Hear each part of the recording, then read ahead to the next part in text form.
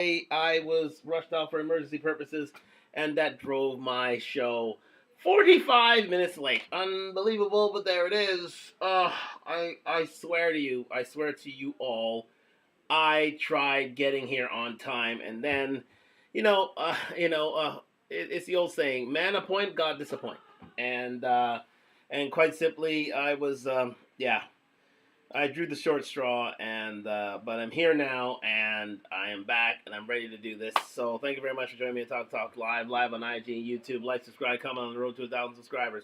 Let's get into this. We may have a special guest, and she's a special secret guest here that will be entering into the show as we begin things. So again, do keep that in mind. But tonight we're sponsored by Duntalk, DUNTLK.com. Like. Fall winter line out now. Actually, just some great sales are going on there, and please do remember it's Christmas time, and yes, it will be a great gift idea indeed. So thank you very much for joining me on Talk live on IG and YouTube. Yes, the special guest has arrived. Coffee in tow as always. Anyways, but no. I'm just telling the special guest that you do not have to appear on the show. You do as you want. Just yeah, do you think? Yes, thanks very much. Thanks. No, that's fantastic. I was just sort of distraction there. Anyways, let's get into this. Part 2 of no. Wait a second. Remember, this is Taylor Swift night. Taylor Swift is in town, and I don't want to be any part of anywhere downtown right now because it's going to be an absolute clusterfuck. And I definitely don't want to be there. So for all those who brave the downtown, she's here for 6 nights, I believe, 7 nights, 6 nights, 6 shows. So to those who are going, good luck to you. Good luck to you all. You're gonna need it. And yeah, I'm staying out of downtown this weekend. Yeah, I'm staying out of downtown this weekend. Next weekend, when things get back to normal, then I will return. But right now, I am being distracted. So again. That's why I'm using some props in order to keep myself on the straight and narrow. So thank you very much for joining me back on Talk live on IG and YouTube. Like, subscribe, comment on the road to 1,000 subscribers. Sorry for the delay. Let's get into this. Part 2 of why 63% of men are single. Let's get into this over here. This is part 2 of things. So let me just dial it back a bit as we get into this. Brought out by the quite even-keeled Kate Ann Michelle. Well, again, there are seemingly good ones out there, but that's only part 1. We're going to check to part 2 in a bit, but yes, thank you very much for joining me on Talk Live. We're going to get into this right now, and I have very cautious eyes being shown to me. You jumping in? You don't have to. You literally don't have to. I can jump in for a little bit. You can jump in for a bit? Okay, well, take a seat. Take a seat. Our special guest is here, ladies and gentlemen. On Talk Live, yes indeed. Hold on, you're there, yes. And we're going to listen to this together. Yes indeed. So I'm going to have to put a special guest starring. My girlfriend Lana is here and observing the show. Yes indeed, there she is. And we're just going to get into this, ladies and gentlemen. Part 2 of why 63% of young men are single. Well, why 63% of young men single? Okay, maybe she didn't get the preposition. Anyways, nonetheless. Yes, so let's get into this, ladies and gentlemen. No, there's another one. Women kill dating. Okay, fair enough. What? Yeah, she says it right here. There it is. Women kill dating. We have to research that as well. That's another Talk Live right in there. How women kill dating. I knew I liked this girl. Anyways, let's get into it, ladies and gentlemen. Thank you very much for joining me on Talk Live. Yes, okay, let's feature her here. Did men kill dating or did women kill dating? They said women kill dating, and it's a woman who actually said it. There she is. There you go. So if you want to, a woman said something. Shift over. Mean. Yeah, shift over, babe. Shift over. Wow, why is that like that? Who knows? Okay, we're good. Okay. So we're good now. We are back on the air and sharing the screen. Yeah, when's the last time you were here? It's in the summer, right? It's been a while. It's been a while, yes indeed. Yeah. It's been a while.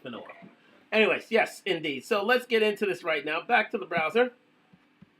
And we are back on show. There we go. So we're going to let her do her thing. Kate Ann Michelle.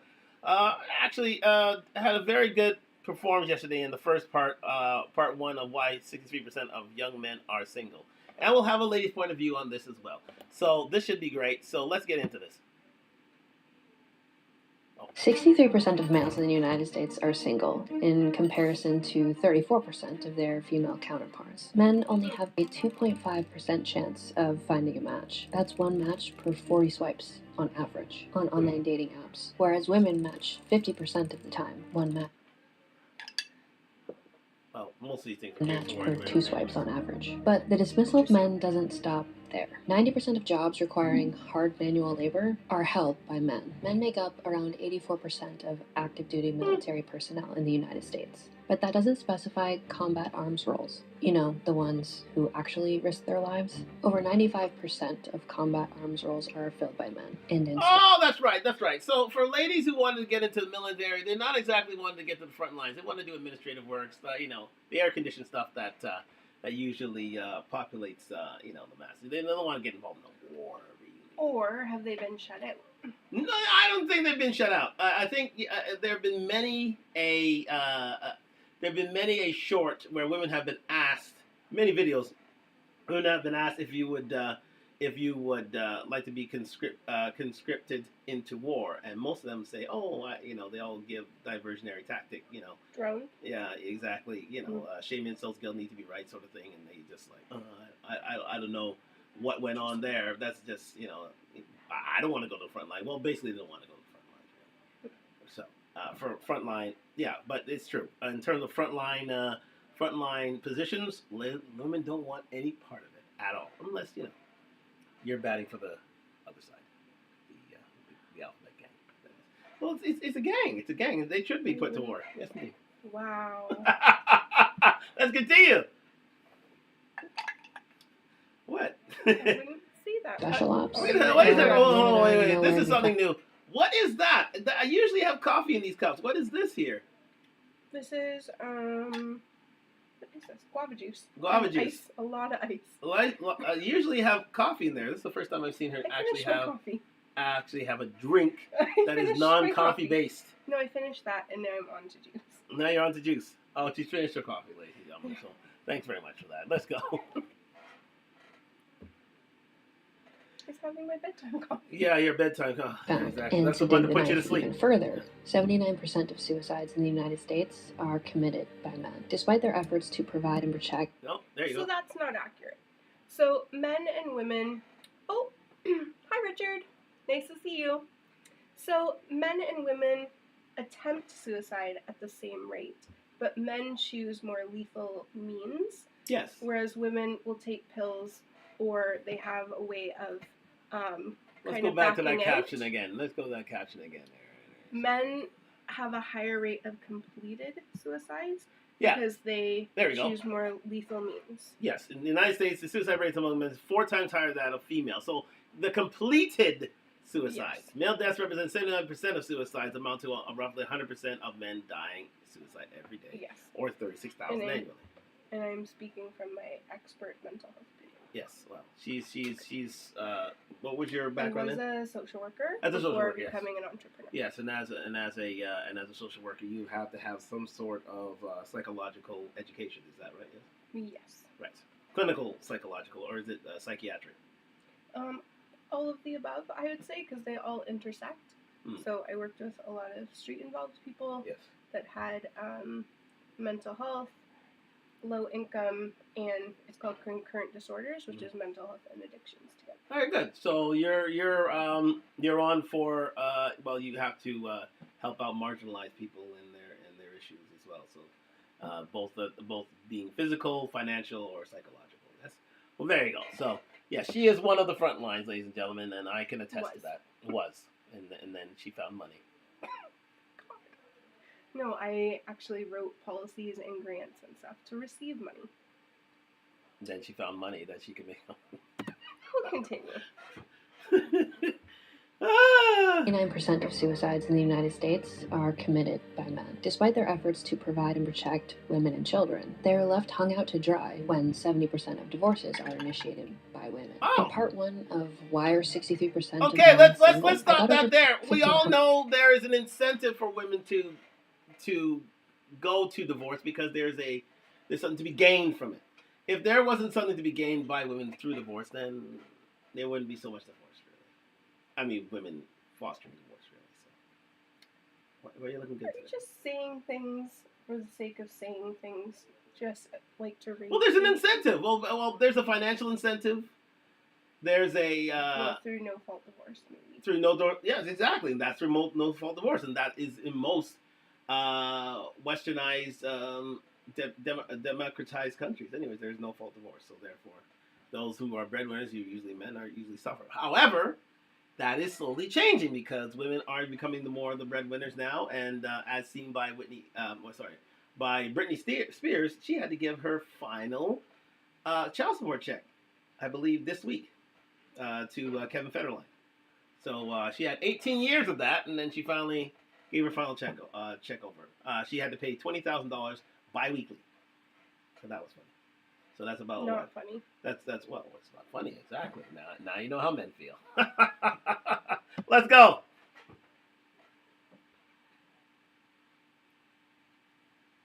That's $500,000 a year. Yeah.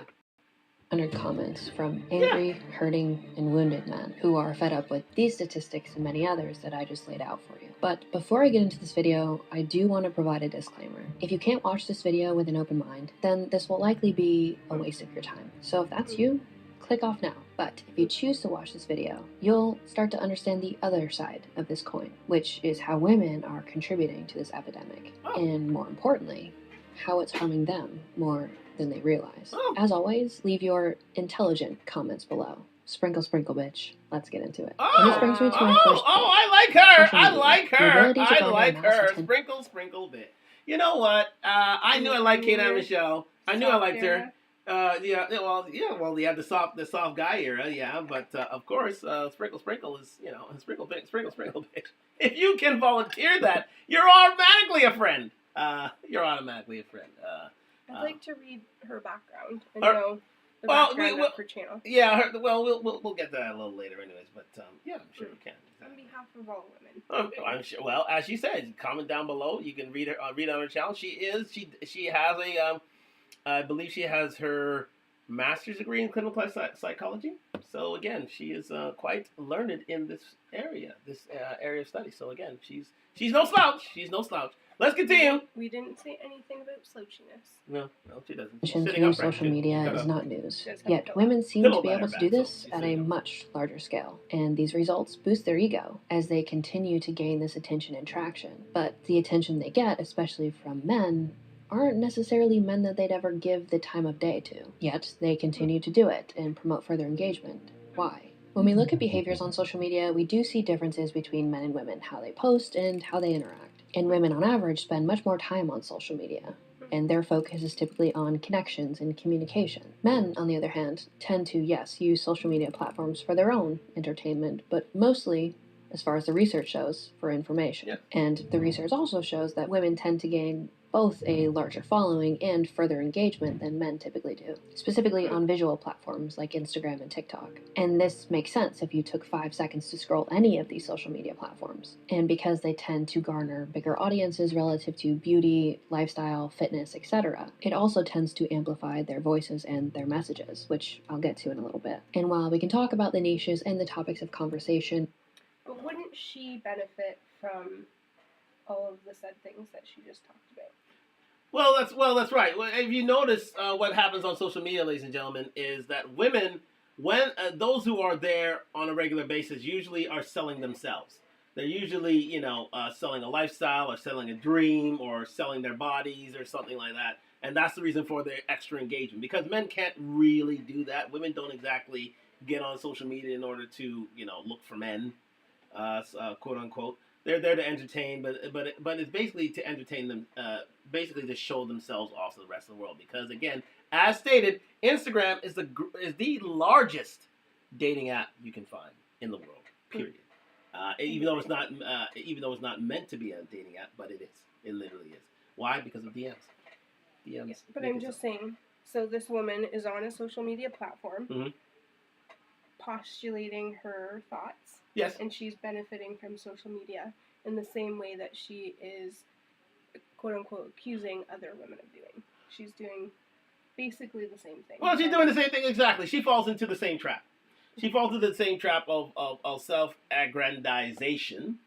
However, it must be said that she has a point in terms of creating a balance here. I think most women would say, "Oh, me, I, we, we're on top. We, and for us, we should, get see what we can get from this meeting." Where she's there as a buffer, she is there as a I wouldn't say go between, but as a counterbalance. If you think about that, let's continue. I will think about it. Thank you. Yeah, I'm sure you will. You think about a lot of things.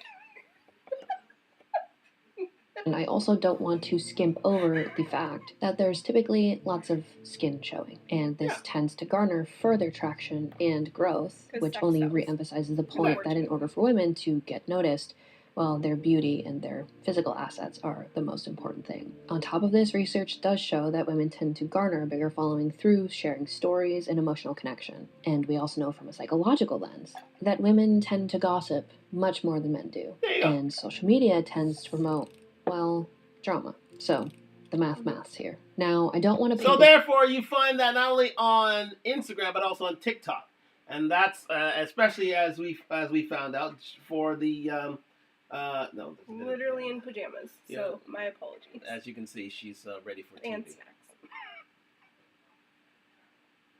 She came here ready for TV. She came in her It's pajamas. an unexpected interview. And It was here we you are. jumped over there simply because you wanted to be here, which I am very, very happy you are here. Thank you. But you're much like the Instagram ladies, anything for a good show, Anything for the views? anything for the views, Oh, I came in my pajamas. Of course you did. So did they.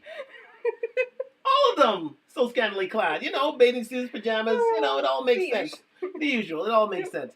But again, you saw this during the U.S. presidential campaign, how TikTok and how women vented, like they would literally set up the camera and then start screaming. It's like, what are we doing here? Is there real angst or is it just a show for the public to get views and clicks? Baiting. It's called rage baiting, as you say, rage baiting, and so you can get clicks and views and people can subscribe to your channel. So again, it's all a charade. It's all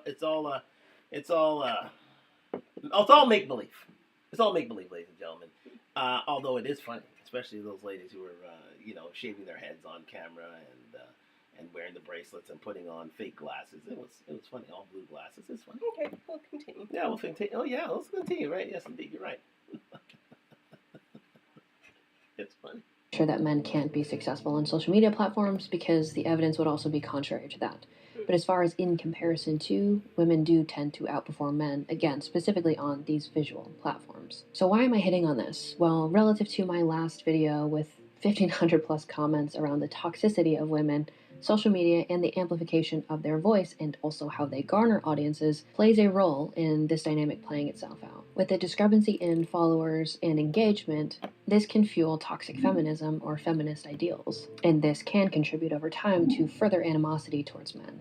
Now, the interesting thing about social media and its parts is that women tend to gain traction by being visually appealing, only to then be upset when men pay attention to how physically appealing they are. But the reinforcement of positive feedback around gaining followers, engagement, comments, whatever it might be, only reinforces women to continue to behave in this way publicly. And this can inadvertently promote the idea that a woman's value lies in her aesthetics or her. So, as you can see, it's like a vicious cycle. You want people to notice you, so you dress more. You dress more seductively, and in doing so, you attract a certain type of man who you don't want to attract, but yet you need his engagement to get more people to see you scantily clad. Again, the vicious cycle. Any publicity is good publicity. Any publicity is good publicity, and sex sells. But luckily for you, you don't do that, do you, darling? No, you don't do that. She's I only have 9 posts, I think, on my Instagram. yeah, except the one I showed you this summer. I did that. But I ain't gonna show you. You're not gonna get my email. my my handle. But for those who know. But again, it's yeah. That's the only time when she's like promoted herself, and I helped promote her. So again. Oh, thank you. We'll leave family opinion out of this, anyways. Let's continue.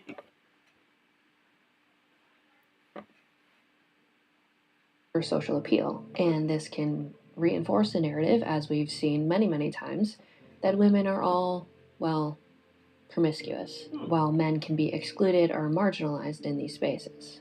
The hard part about this, or the female argument to this type of behavior, is that it is somehow empowering, or at least that's what we tell ourselves. While from a man's perspective, while they enjoy women being a little bit more loose online, they also tend to associate that with a lower quality female. Now, what's important to note around this entire concept in attraction, relationships, whatever it is, women tend to set the standard for sexual intimacy, which is a really important point, and I will get to that later in this video. Now, toxic feminism can and has emerged when women perceive their higher success on these platforms as a form of empowerment that positions men as less relevant or inherently problematic. And this feeds into the negative stereotype of men's role in society. Pair that with the feedback loop of monetary payouts, and you can reinforce this behavior even at the expense of one's self-respect and self-worth. It's also important to note, as I alluded to earlier, that social media platforms tend to reward polarizing content, and this can lead to the amplification of much more radical concepts and extremist feminist voices, which tends to portray men as inherently oppressive or completely responsible for any type of systemic inequality.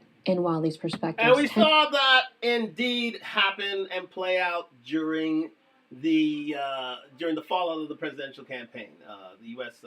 Presidential campaign and election, where a lot of women, were going to. Well, actually, the 4B movement. If you don't know what do you know what the 4B movement is? Let's chat about it with your followers. Yes, indeed. Let's chat about it. Please get in contact with us with regard to the 4B movement. Let's see what the 4B movement is. Well, basically, it means no sex, no dating, no marriage, no kids. In a nutshell, no sex, no dating, no marriage, no kids of females, especially during these 4 years, because they see this election as a exponent of male oppression, because they actually went out and voted for a president they wanted, and they seem and since there were more women, the women who were a part of this voting process actually voted with their men. Surprise, surprise. Yes, exactly. Especially conservative women who adhere to traditional values. What are your thoughts on the subject, Nana?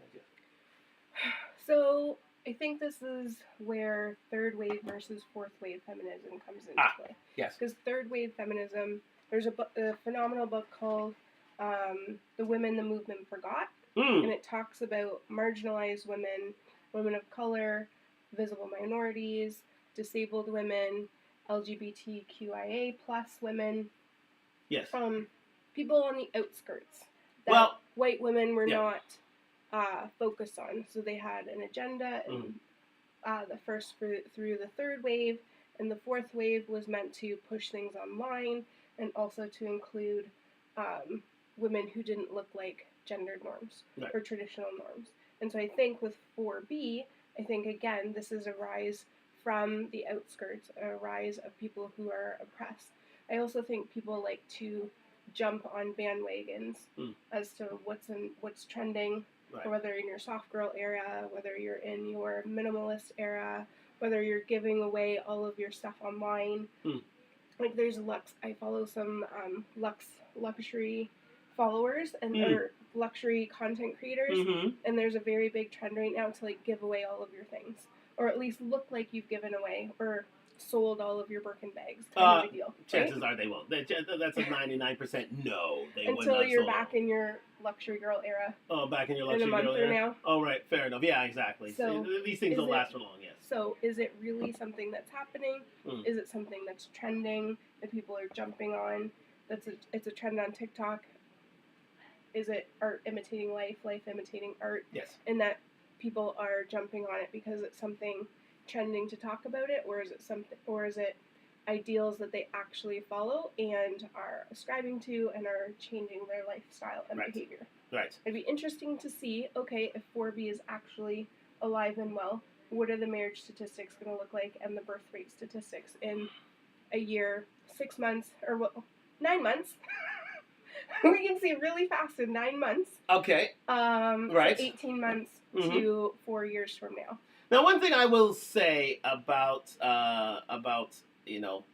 third and fourth wave feminism and the people that they marginalized and forgot is that those who are marginalized and forgot usually, as you say, people of color, women of color, especially black women in particular, tend to be the most fervent of feminists. They tend to be the most adamant and risk taking and frontline feminists out there because they believe in the single. I'm strong, independent, no need no man. So that is, which is very interesting. Which is very interesting. It's just ironic. It's simply ironic. There's a really interesting book that I read called White Feminism, and it basically talks about being left behind. Mm-hmm. Oh, thank you. They're commenting on you. Freshman says that you have a beautiful woman. Thank you so much. I appreciate that. That's very, very lovely to say. Indeed. Yes. So, Freshman, if you'd like to comment on feminism, you're welcome to put your comments in the chat. Yeah, I can put the comments in the chat. Yeah, please do. Here and on YouTube, we are taking note of names and chats as well. But that's what I'm saying. Just getting back to the topic. Those who tend to be marginalized are those who tend to be the most fervent of feminists, especially now, especially in this day and age, because, again, well, I wouldn't talk about the marriage statistics, but I'll leave that out Which there. I find very interesting, again, like that book that I was reading. It's called White Feminism. If you want to pick it up, it's a phenomenal book.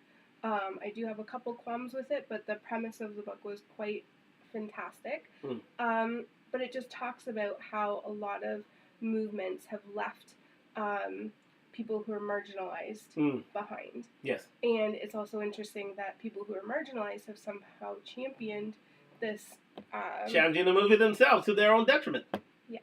There it is. Quite interesting. Quite interesting indeed. Yes, and look, it's your friend Golden Tide. They've arrived on there. It's Golden Tide. Golden Tide, very good to see you, my dear. Let's get back into the video because we have neglected it for a bit. Thank you very much for joining me on Talk Live on IG and YouTube. Like, subscribe, comment on the road to 1,000 subscribers. And I know I need a haircut. I will be getting it tomorrow. Thank you very much. Let's talk to. Oh my God. To gain significant engagement, it can also encourage the narrative of complete victimhood when it comes to women, leading to further antagonism towards men. And this will continue to lead to further hostility and division between the genders, as we can see if you've read my comment section. And because men tend to experience lower engagement on social media due to the fact that they simply engage with and tend to create different types of content, whether that be that they're less driven or focused on their own perception of aesthetics or looks, or just less emotionally charged than women are, which is true. It may not perform Just a second, as well, and just a therefore pause right there. She says bless up. She does say a bless up. That's nice.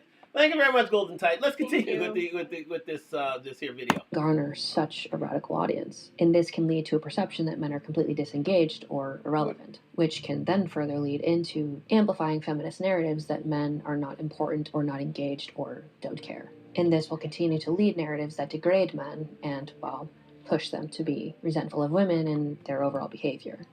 But again, I feel like, oh my God, we got 6 minutes into this video. Yeah, well, we gotta speed this up. You know what I mean? This is gonna be another 2 hours. Okay, but I feel like she's talking about women-centric spaces versus male-centric spaces, right? So I feel like, yes, you're gonna end up in extremes, especially when the algorithm tends to promote more extreme views, which ends up rage baiting, which increases content and increases views. But I feel like as soon as you're getting into male-centric spaces, right, then I would say, like, Golden Tide says, cut your hair. You look better than Don King. Yes, I know. Don't worry about it. I got that. Tomorrow, it's happening. Tomorrow's happening. Thank you very much. Yes. No, I feel like with male-centric spaces, you tend to have more male viewership there. Right? Yes. I don't think there's anything wrong with that. I think it's just what is. Exactly. And this can compound feelings of inadequacy towards men. Here's the thing. Especially if they feel like Just as a quick aside, in most of these spaces, especially in most of these spaces, men have had to be entertaining. Mm. if you think about it. Mhm. Especially on YouTube, you cannot be a successful YouTuber unless you're entertaining, unless you have some sort of appeal, unless you have some sort of charm, Well, wit, knowledge. isn't that any kind of YouTube channel? No, Like, you have no, to be women entertaining? women could just be beautiful, and they get Isn't views. that a form Because of entertainment? it is a form of entertainment, yes, but does it show talent? That's the question. See, women don't need Beauty doesn't equal talent. That's right. Beauty doesn't equal talent. There it is. She got it. Beauty doesn't have to equal talent. All you have to do is show up, put your name on a thing called Call Her Daddy, and look who comes running, Kamala Harris. Anyways, I'll leave that out there for you to decide. $60 million contract. $60 million We'll leave it contract? What? Is that what Call Her Daddy got? Yeah, with Spotify. A $60 million contract? Yep. Just for sitting pretty? No, her Call Me Daddy franchise. Yeah. She got a $60 million contract. As with you can Spotify. see, ladies and gentlemen, as a woman, you don't have to work so hard. Life is you Wow. live life And you on think easy people who mode. and you think people who make like prank videos on YouTube, or they're doing chocolate bar eating. Oh no, that's not What do you mean? exactly talentless. And they That's have, not like, talented. Millions and millions of views. But most men who have a great following usually have a talent. Like Marcus Brownlee, the one who tests out all the gadgets. Oh yeah. Okay. He has to have a talent. His talent is finding out about gadgets and Okay. seeing how things work. So what? Okay, we're gonna talk real talks right now Yes. with Arsenal. Why are we talking Okay. Arsenal right now? Okay, so Why are you Arsenal talking about that? commentary, is that a talent? Yes or no? What's that? Is being able to comment on Arsenal. Yes, it is, because we have to find out about the team. We have to know about the ins and outs of the team. I can't exactly sit there with zero knowledge. I have to have insider knowledge, so much so that people can gain insight from me. So I cannot sit there. But she says that is it. Thank you very much, Golden Tide, for that. Indeed, and she says No, still that looks was sweet before. though. Me love, you look me love you same way. See there, she's quite good at that. Thank you, Golden Tide, for that. But yes. No, you have to have a certain talent in order to comment on Arsenal matches. It goes without saying. You can't be a YouTuber on Arsenal without having some knowledge. Yes. I just wondered if that was equal to or more so than you said. You have to be on YouTube and you have to have a skill. No, you have to have a skill. Have you seen that interview that she did with Kamala Harris? No. You did? No. Did it take any talent to ask those questions? I'm just saying. No. Answer the question. Did it take any talent for her to ask those questions to Kamala? Yes. It did? Yes. It did? Yes. Even though one of her responses was, these guys don't understand that we have a vagina and we bleed. I And just wanted to say vagina. well, it's the technical term. And that's what she exactly is. Your gal don't like me. No, she likes you. Golden Tight, she actually likes you. We're breaking bread here. We're brokering the peace, as they say. Yes. We're just happy to have everyone support My your weird channel, hairstyle. Yes, your indeed. Yeah. channel, Mm. support Gun Talk. Yes, This indeed. is a safe space. It's a safe space, indeed. And speaking of spaces, let's fill Yeah. the space with some actual content. Let's go. Thank you very much for joining me on Talk live on IG and YouTube.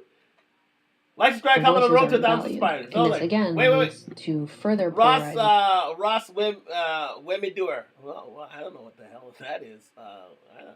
Ross. I don't know what that means. Wemidur. I don't know. between the genders. Now, as women continue to gain Oh, success she and traction, thinks well, there's you, side effect you of may have- communities that they No, she was engage in. saying if you had done anything wrong to her.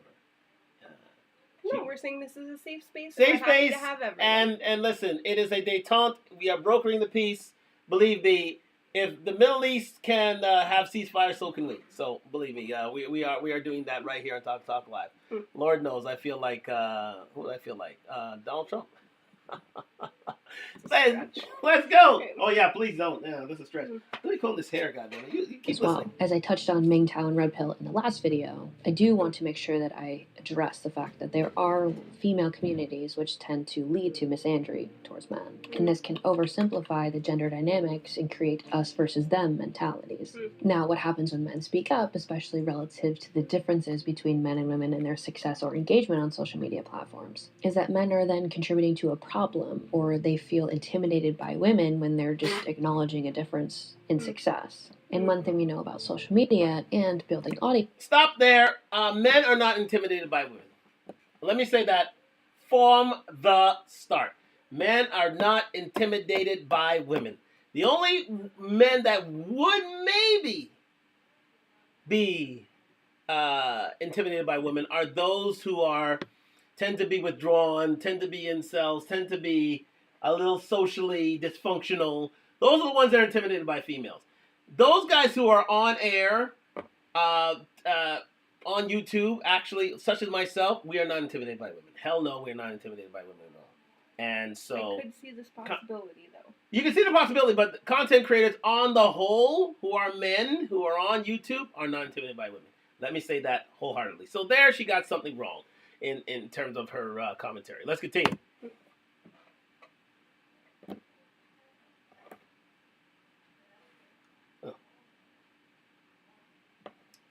Audiences There we go, is that finally. oftentimes you can kind of sound an alarm that may or may not be real. And I don't just mean this in social media, but I don't want to get into actual CNN, Fox News, and all the other platforms that shove shit down your throat that may not actually be based in reality. But to this degree, the more that there's no barrier to entry and anybody can come online and say anything, well, we can start to create narratives that have some truth but take it to the extreme. And this is where women tend to hyperfixate on gender inequalities, the pay gaps, oppression, the patriarchy, you name it, it's been said many, many times. And this can then turn into a blame game where women blame all men for every problem and treat them as if they're responsible. And this leads to rhetoric. As we did found in the U.S. election.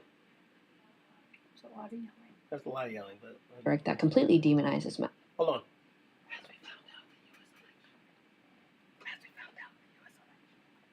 And rather than address. Yes. I feel like as soon as you get into absolutes, where all people are responsible for one problem, Yes. like that is very problematic. Yes, So, indeed. Yes, indeed. Yes. We can't live in a world of absolutes, can we? No. and I feel like, yes, when women are blaming the man standing in front of her, that can be problematic. I can see that. And going back to the U.S. election, a lot of the blame can be lodged at women because a majority of white women voted with their men for Donald Trump, but yet men still receive the blame for it. A lot of Latin, because only 80% of black men voted for Kamala Harris. But what do you see online all the time? Black women blaming black men for Kamala's loss, even though we voted for her 80% of the time. We were actually the biggest block of male voters for Kamala. So the blame can't be lodged with us. And I'm Switzerland when talking about U.S. elections. Yes, indeed, and U.S. politics. We get that. So let's continue.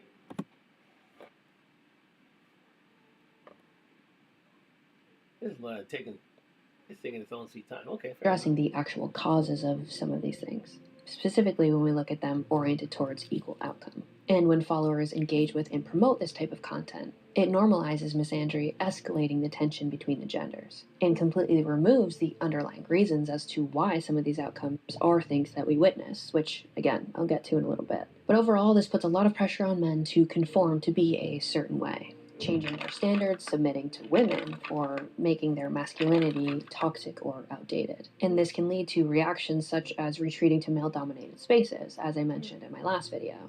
And this is where, especially if life circumstances led men to engage with women who were very toxic, that their perception can be a bit jaded towards, well, what does a modern woman want, and is she even worth it? And this is just the first point.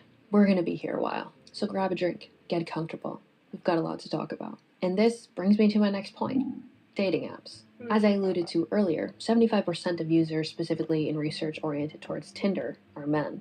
But the amount of swiping that men have to go through, and reflective of the algorithm and what it tends to promote, a lot of men, well, they get overlooked. Whereas women, on the other hand, have a 50% chance of finding success in a match, meaning I could swipe twice and find somebody that would match with me. Whereas a man might have to swipe 40 times and maybe will get one match. And this allows women... And we've studied this here on Talk to Talk Live, ladies and gentlemen, in the fact that a lot of men are average, and these average men are being totally shut out on dating apps. quite simply. But are we looking at Tinder as you're looking for your lifelong partner? Well, that's the problem. That's the problem. If you're looking to Timber as being Your forever match. your forever match, your forever matchmaker, you're going to be disappointed. I think life is made up out there, and you have a greater chance of finding a woman once you actually meet them in public, because it takes away all the facades, takes away all the games, takes away all the swiping. Because again, being on Tinder, being on Match, being on any of these different these different dating apps, it's they're paid for your engagement. They're paid for you buying subscriptions to their dating app so that you can see more women, so you can get more swipes. I mean, it's a profitable business, and they depend on men to stay be engaged as long as possible. So the more desperate the man, the more he is engaged. Then the more money they make from him. So they can't make it easy for men to find women, because if they do, they'll run out of business. So right, I think I have a differing point of view. Yes. As I usually do, because I feel like being able to engage online, it expands your sphere of influence. Yes. Because you're able to meet people that you wouldn't normally bump into, right? When I'm talking to someone online, I get to see, oh, maybe they really like iguanas, and I hate iguanas. Or maybe they're really into boxing, and I'm not into boxing. Right. Or they've been divorced, and they have 17 babies' mothers, and they have 20 kids, or whatever. Yes, people could be lying. It could be all lies. total BS. Yep. But also, it could be true, right? And you can see a few pictures, maybe know some interest, maybe know someone, if people are taking it seriously. If you pay for a service like eHarmony or something like that, where or Match, where we people met, have to take some time and consideration to putting together a profile, and it's based in psychology, and they give you quality matches, right? And then a match score. So something like that is going to be, hopefully, a little bit more successful than just swiping and hoping for the best. Right, but we all know that. I mean, women who engage on these dating apps are it's a much greater chance of them being more successful than men. And I hear you. Again, with what you're talking about with the analytics, and they want men to pay and to be engaged. Exactly. Yeah, so that would make sense. Because women aren't so hard up to find a date.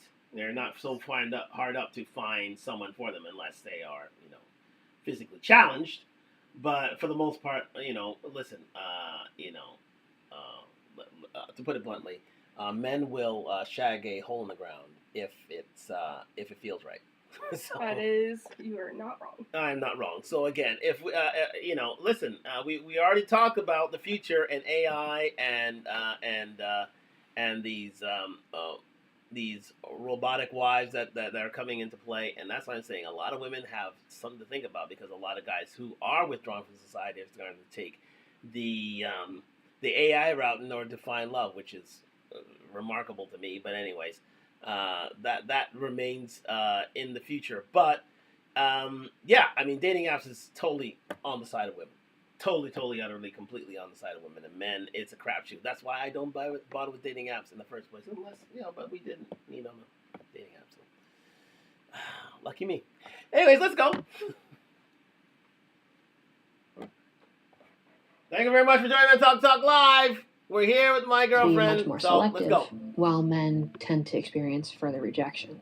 And this will lead to further feelings of inadequacy, neglect, and frustration. For many men, especially those that are not deemed conventionally attractive, this entire experience can feel like an uphill battle. And because dating apps emphasize visual attraction, and men often face rejection solely based on their appearance, men who may excel in other areas or have just better overall character traits or qualities tend to get overlooked in favor of more visually appealing profiles, which leads to a sense of devaluation or pressure to conform to a certain standard of high value man. And we also have to note that algorithms on each of these dating apps varies a bit different. I did want to pause there for a second. Yes, I mean, the pressures for men to be of high value is now greater than ever before, simply because women have insisted upon it from their men. even though the greatest attribute one can have is kindness, the fact of the matter is the rule of yes, but the rule of six still applies to most women, especially most younger women. The younger you get, the rule of six, the greater the rule of six applies. But also, yes, don't think that women don't feel that same pressure to be like an Instagram model. Yes, there is that, but again, I think the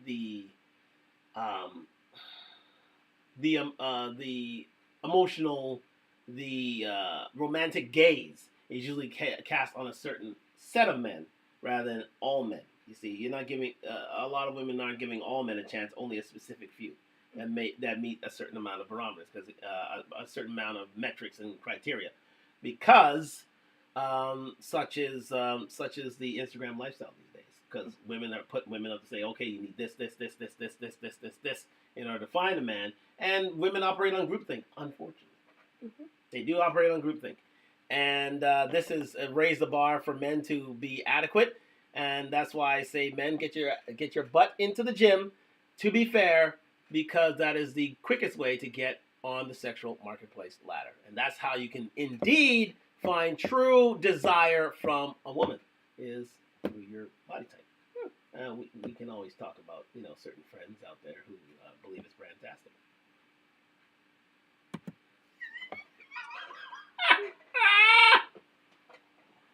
But yes, thank you very much to Lana. Lana's going to go to bed. Hold on, just say goodbye to the people. Lana's off to bed. She's had a long day, so she's off. And if she's part of the peanut gallery, so be it. But I'm back again on my own. Once again, as one Patti LaBelle once said. So I'm bidding her adieu. She's getting her. Well, I think she's getting her coffee to go to sleep. I don't know. That's what she does.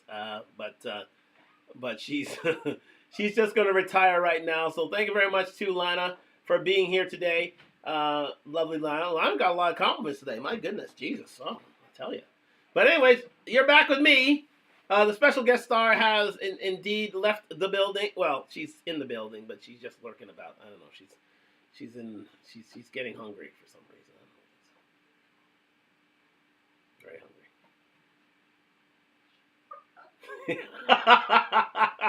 Anyways, back again to Talk Live. Let's you're with me here, Rock, and we're rocking here. We had a special guest, and hey, like, subscribe, comment on the road to 1,000 subscribers. I want to hear from you on YouTube. Let me hear if we have any YouTube people here tonight. Let's see. We're good.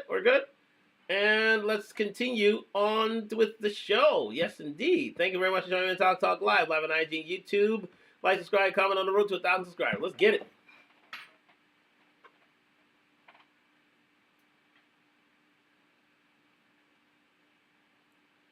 Tend to get promoted a little bit more often.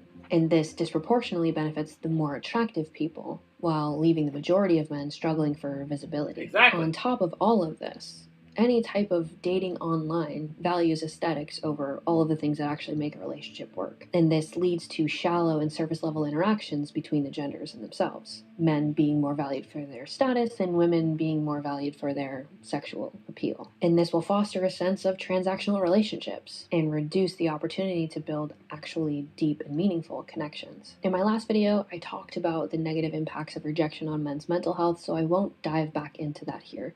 But just know men's sense of rejection and the way that it impacts their self-esteem is really important, highly valuable, and a consequence to how all of this social and cultural pressure in the domain of feminism and social media, dating apps, all contributes to the experiences that men are having. And the reason why many of them are self-selecting and choosing to stay single. So there we go, people. I mean, you have all these the conflagration of different things happening here, including, as you say, social media. You have feminism. You have women's dating standards. You have the red pill. You have all these different things. I mean, we all mentioned it here on Talk Live yesterday, and I have it featured here right now. If you take into account, yes, the lack of testosterone, you have feminism, you have the red pill, you have social media, you have porn. All these things contribute to a look at men either measuring up, but majority of men not measuring up. As you say, 63 of men being single, because women are indeed looking away from a certain subset of men, and those graded 1 through 6 are not being looked on by women. So you have to be a 7 or above in terms of your looks, in terms of your financial ability, in terms of your charm, in terms of your wit, in terms of your physicality, in terms of all these things, in order for women to be attracted to you. And it's a shame, because women have this group think that this is what they need in a man, when in fact they don't need it at all. Some of them don't deserve it at all, to be fair. And I challenge anyone to go against me on that. Let's continue. Back to it. Back to the video, and back to Kate and Michelle. Yes, indeed. Let's go.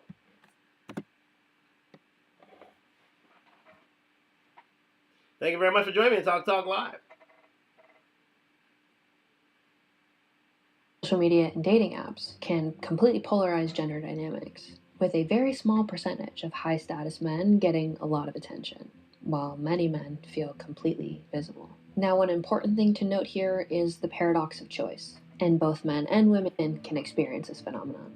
But this is where having too many options can lead to complete dissatisfaction. Women who tend to have way more matches also tend to struggle with making a commitment to one person, because there's always someone or something better lurking right around the corner. And this is also found in this paradox of choice can also be found through a woman's sexual activities, to be fair, because with women being more promiscuous these days, with women having more sexual partners, with women pushing for more sexual freedoms, it disallows for a certain more engaging relationships between the two people, in which and allows for women to always think of there's always more something, there's always a better horizon somewhere, and they can't settle. And if they can't settle because of the lack of oxytocin between two people, then you're going to find out, as of 2030, that most women will end up single themselves. The majority of women will end up single. Because here we, as seen before, it was up to about 35%. Is that right there? I think it was 35%, yes? I think yes. I think about 35% of women are single now. But as of 2030, that will change, because women's desires, women's needs, women's attitudes, women's sexual activities have all contributed to this, rat race of a condition whereby no man is good enough unless you have millions of dollars, unless you engage in the rule of 6, quite simply. 6-pack, 6 feet or more, 6 inches or more, 6 feet or more, 6 inches or more, or 6 figures. And that, my friends, is indeed the problem. And most men don't make that in the first place. Only the top 15% make that. So women either have to settle their attitudes, or they'll have to die alone, as the one great Kevin Samuels once said. And I'm sure that will enjoy that. Let's continue. Thank you very much for joining me on Talk Live. Shout out to my man Vaskov. I will be at that tomorrow. Yes. Men on the other side of the coin might feel completely disheartened by a lack of options or being repeatedly passed over. Now, I did allude to earlier that women tend to set the standard for men regarding sex. And the cultural shift towards dating apps and service-level hookups makes casual sex more accessible and prevalent to both genders. For men, this tends to amplify short-term dating approaches over long-term commitments. And women tend to lie to themselves, telling themselves that they're just like men and can do this in the same fashion. However, the easier it is to access, the lower the level of effort that men will give. And so, even if women are genuinely seeking deeper connections, they also should align their standards and expectations for men that they allow themselves to engage with to be much higher than they currently are. Which brings me to my next point. Before we go into the next point, this may allow the change in attitudes, especially after the U.S. election, may allow for more traditional relationships. We'll see how long that lasts, because the pull of feminism is very, very strong But with women abstaining from sex, going through the 4B movement, and really, insisting that they are going to start choosing men in a much more, not choosing men at all, or choosing a certain type of man, it is deemed that traditional values will come back. But we'll see how long that lasts with feminism, number one. And number two, do men really want women to, just to discuss the flip side and be a devil's advocate, do men really want women to push back and abstain from any sort of activity because of make things much worse for the majority of men, as if they hasn't. Well, but really and truly, it's not as if there is a difference to things, how things are done already. I bit my lip. How things are done already. So again, it's a poison pill, however you slice it. But you as a man have to self-improve in order to gain a woman's attention these days. And again, you got to have some sort of social skill in order to be a part of men. And speaking of which, if you even have more social skills than most men, you're ahead of the game you're ahead of the game, really, because most men are more introverted and are less socially skilled than now more than ever because of porn and because of video games and because of dating apps. We're creating a more inclusive male environment, and which can be problematic, but it favors those who can indeed self-improve with more money, more muscle, more game, and holding frame, and also being socially adept, as I am. Actually, where's your girl? Want her view? You've been summoned, but she's retired for the night. What's that? Still here. They want your view on the subject of this here. So they're calling you back. So I'm gonna see if we can get her back. Narissa, thank you very much for your comment. Thank you very much for joining me on Talk live on IG and YouTube.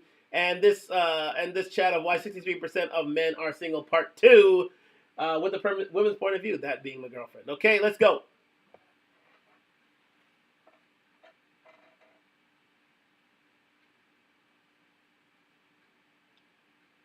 And it's a very important one. The concept of hypergamy. The number of comments in my last video discussing hypergamy leads me to believe that more than a 10-second clip in this video is going to do this concept justice. So first, let's look at and understand what this actually means. Hypergamy is the idea that women tend to marry up. As far as gender dynamics, women date up and across, and men date across and down. This could be relevant to status, IQ, material items, but perceived differences between the sexes. Simply put, we're always looking for something better. And this is a complex subject, and it is also rooted in evolutionary psychology, which is one of my favorite domains of psychology to investigate. But some would argue that this is a cultural, societal norm, while others say it's just gender dynamics. And the mere mention of this term can trigger people or spark debates. While some see this as a natural biological instinct, others argue that it's a social construct that's been molded by culture and upbringing. So, what's the truth here? Traditionally, this concept makes a lot Or molded by groupthink. Yeah, groupthink. A lot of women got together and said to themselves, these are the standards we want for our men, and they all agreed. Yeah, groupthink. Women never usually go out on their own to make these decisions. This is again a societal construct, as she said. It's true. Let's continue. We are working to get her back. Where women needed financial security and a provider in order to make sure that they were safe and secure. But because nowadays, with the cultural changes in women's rights movements, women are able to cultivate their own levels of perceived independence, which shifts this dynamic on its head. And many men, as a contrast to that, currently feel like hypergamy creates a lot of unrealistic expectations and standards for men. Many men have reported that despite their own accomplishments, it's just never enough. And for women, as far as their ability to create their own wealth or achieve their own education and success, autonomy, and independence, the idea of a relationship and what it used to bring them has somewhat changed.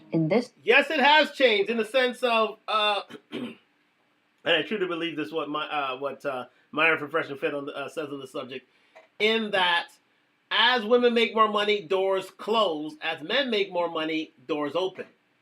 In that, if a woman makes more money, her standards raise, and through hypergamous means, she'll want to date someone who is at her financial strata or better. Or and for a man, they'll always want to date someone who is at their financial strata or lower. But again, IG has entered in and asked us to do a second hour. So again, IG, thank you very much for this. We're going to do a second hour for you. So everybody, come on back. We're going to do a second hour here on IG. Looking forward to talking to you then. Talk soon. Yes, we are live here on Talk Live here on YouTube. Thank you very much for joining me. Just want to continue that chat. That indeed, women, in terms of their hypergamous nature, yeah, we got that in archive. Yes, indeed. Just on their hypergamous nature, another live, and we are live again. Yes, indeed. So, in terms of our hypergamous nature, yes, we are back. We are live. We are live back on the second hour on IG, and we're still continuing here on YouTube. The thing of, and we're discussing why 63% of young men are single, but the concept of hypergamy. Hypergamy is definitely a death knell to a lot of females who make a lot of money, because you'll only want a certain type of man, quite simply. And thank you very much for joining back with me here. Sponsored by Duntalk, DUNTALK.com. Fall winter line out now. They're just wearing some vintage Duntalk gear for you tonight. But again, yes. So women who are more financially stable and more financial higher achievers, the amount of men that they'll want to date and marry are totally shut down. Where, on the flip side, for men who are successful, for men who are the high value men that people seek, it turns out that these men are going to find a lot of women.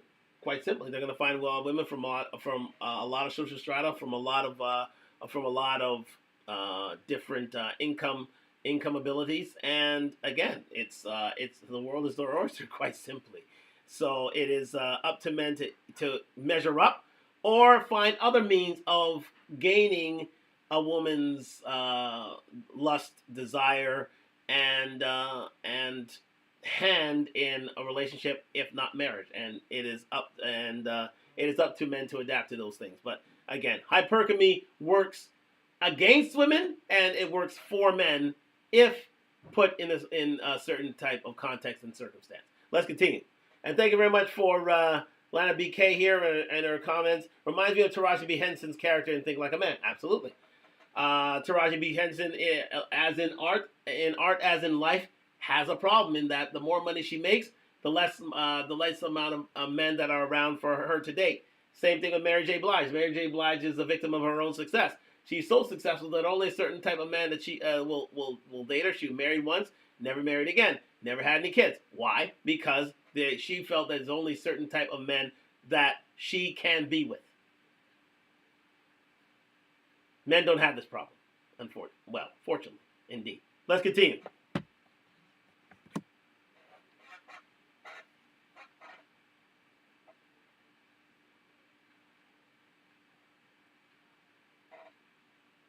Disconnect transparently, I believe, is leading it to a massive disconnect on both sides. And if I were to bring data into this conversation, it shows that educated and financially successful women are struggling to find men, which complicates the modern dating world for both genders. It's also important to note that whether this is a biological driver or something that is culturally imposed, either way it leads to dissatisfaction. One of the most important points that I can allude to here, and yes, I do want to be transparent, this is my own personal opinion, women don't know what they need.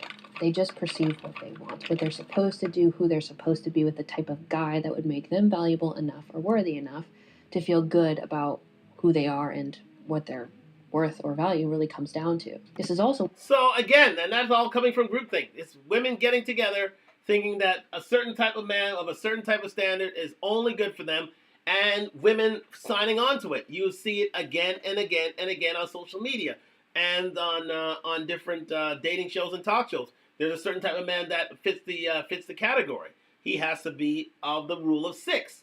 So that's why that formula is indeed so on the mark. they have to, they have to have the 6 pack, the 6 feet or more, the 6 inches or more, and the six and the six and the amount of 6 figure salaries that they need, because women don't see it any other way. They can't see a man with 5 figures who will be loyal to them, who will garner their trust. That is a man who's inferior to them, unfortunately, and that cuts out a whole segment of men in the dating market. Sad but true. But it's only through groupthink that we got to this level in and of the first place. Those women who are free thinkers, those women who will live life basically outside of the cultural norms, are the ones who tend to be married, and they tend to be more of a traditional woman. Those who are buy into the feminist mindset tend to buy into the rule of 6, and as a result, more of them tend to be lonely, as we'll find out in 2030. Let's continue.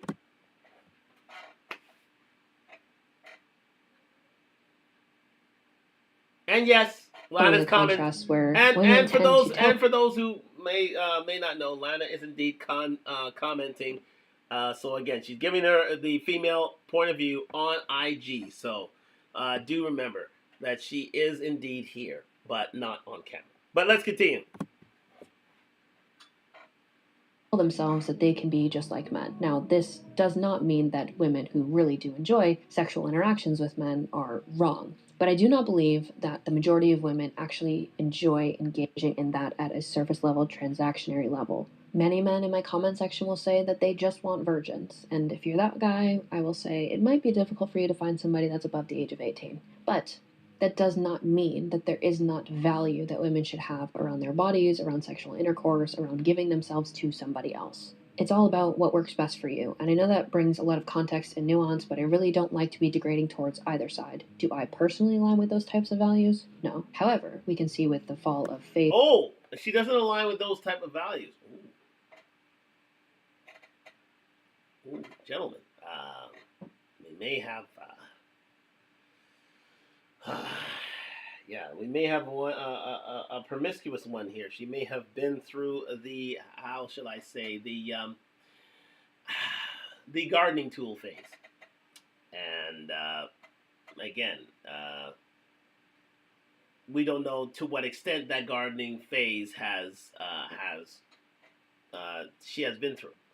But it is a cautionary tale. It's something that she may have let slip here, in that she's more for the feminist realm, so there's a greater chance of her having more partners than no partners, and that is something to be taken into account here and taken heed of. So, but again, as she was saying, to find a virgin in 2024 in the female and find more traditional women is more of a rarity now more than ever in the West. It is a very, very problematic to find, one with traditional values, unless you're inside the church, unless you're a totally devout Christian or Muslim or Hindi or any sort of religion in and of itself, any of the major ones. I think, unless you find a woman there, then you will not find a woman with traditional values, aka more of a virginal outlook to sexual activity. We have a comment here from Lana. Lana's back. I think she's being realistic in saying that most grown women aren't virgins. They are not virgins. No, they're not. And especially as you go further down the generations, as you get into millennials and especially zennials, the chances of you finding more virgins are slim and none. They really are slim and none. But she goes on to say, how come when the women who was a 34-year-old virgin was the problem? What? From a few weeks ago. Which one?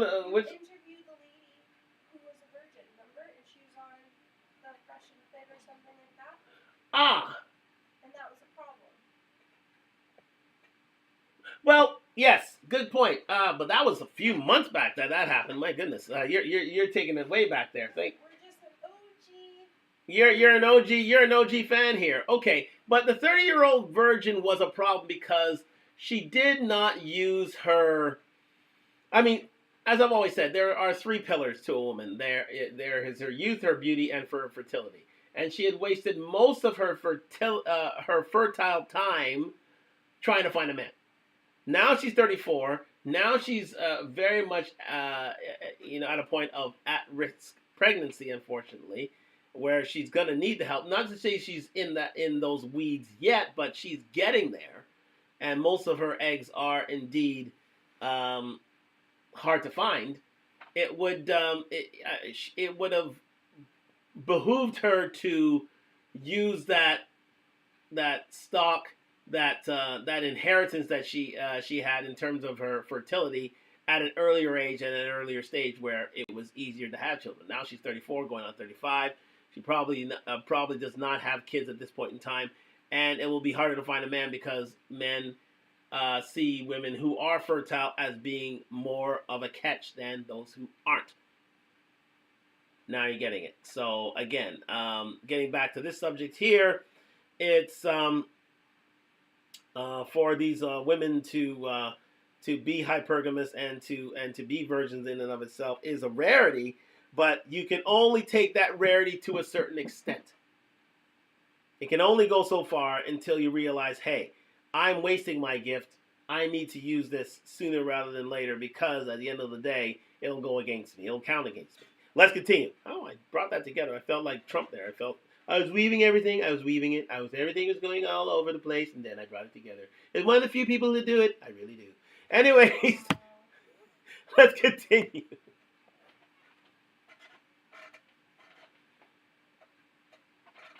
Faith, religion, Christianity, that, well, we've moved into this sexual revolution and this empowerment of women through showing off their bodies and feeling empowered by the objectification of that, especially when we pair that in tandem with, well, their ability to make money through things like OnlyFans or pornography. In my last video, I alluded to a lot of things around pornography and men's interaction with that, but I do want to be transparent in the fact that, well, men could not watch women having sex with other men if women chose not to film themselves doing such an activity.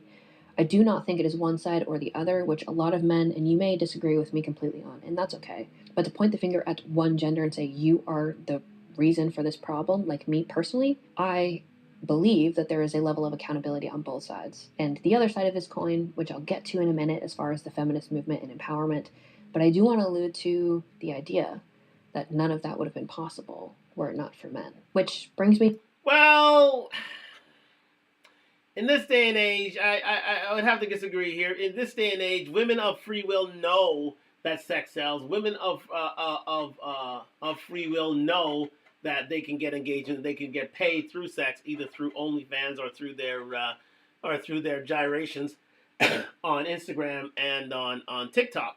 So therefore, women are going to use it to their advantage, and this is the only gender who can use it to their advantage of the two genders.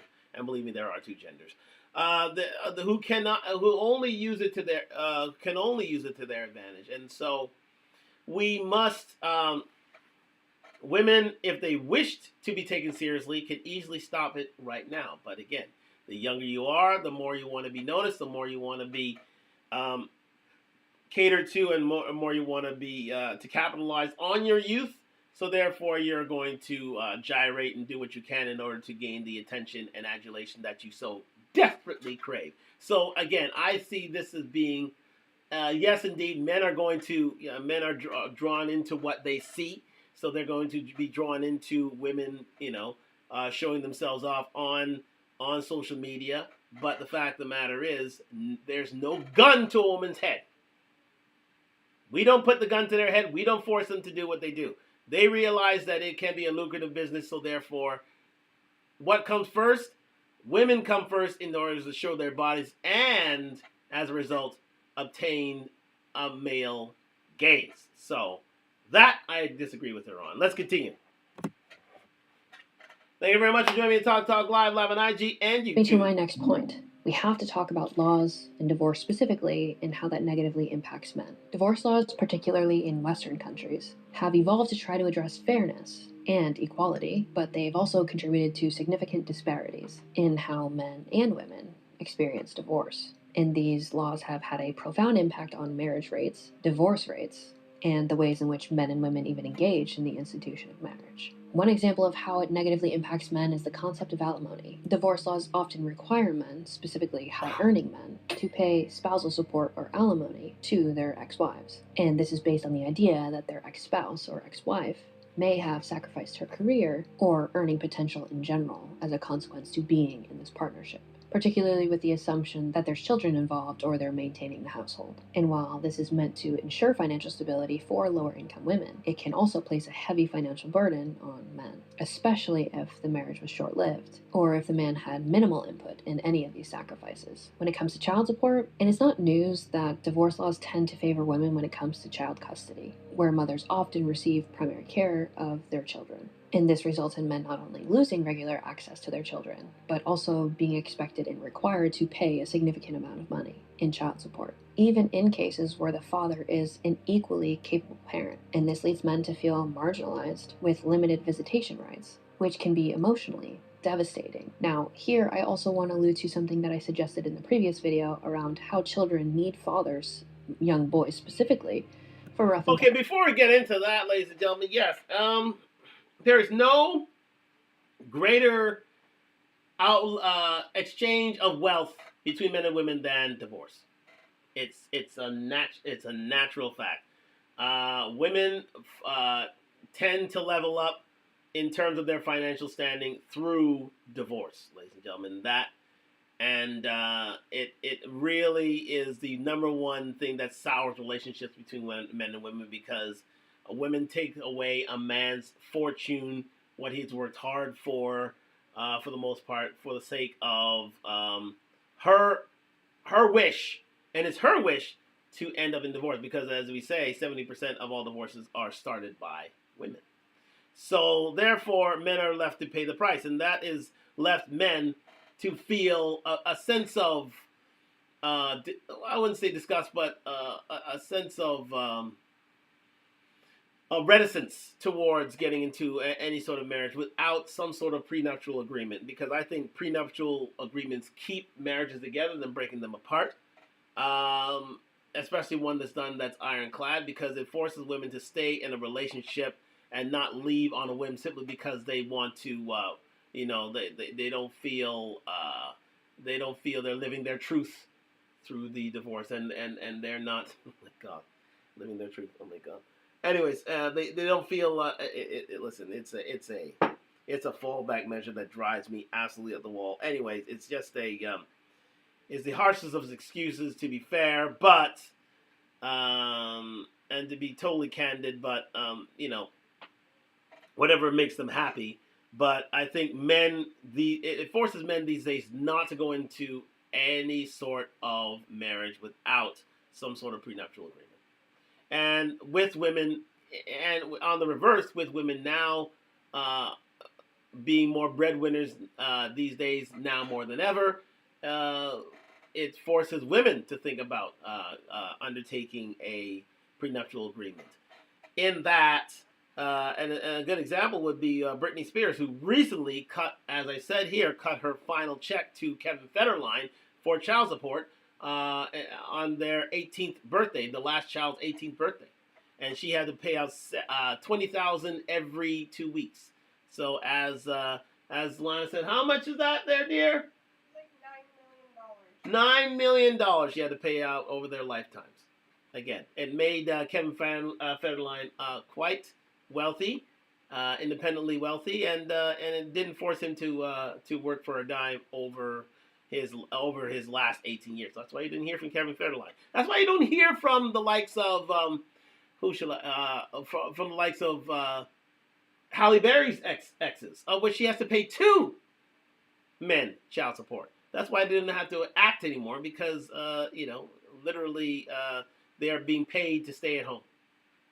They hit the jackpot, ladies and gentlemen. Yes, it's working in reverse now, and women are starting to realize what men are going through and starting to take steps to limit their financial responsibility. But again, I think it's through prenuptial agreements, it tends to keep marriages together more than breaking them apart.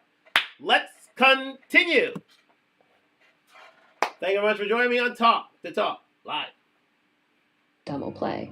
But But as a female who grew up without a father figure until I got into my late teens, I can tell you the impact that it had on me in not knowing how a man should lead or what a true masculine role looked like in my life until I got older. Fathers or access to children as a parental figure, particularly masculine figure, there's also a ton of research around the importance and childhood outcomes with fatherless homes versus a father being present in the home. My point. We have already been through that on Talk the Talk Live. Let me count the ways.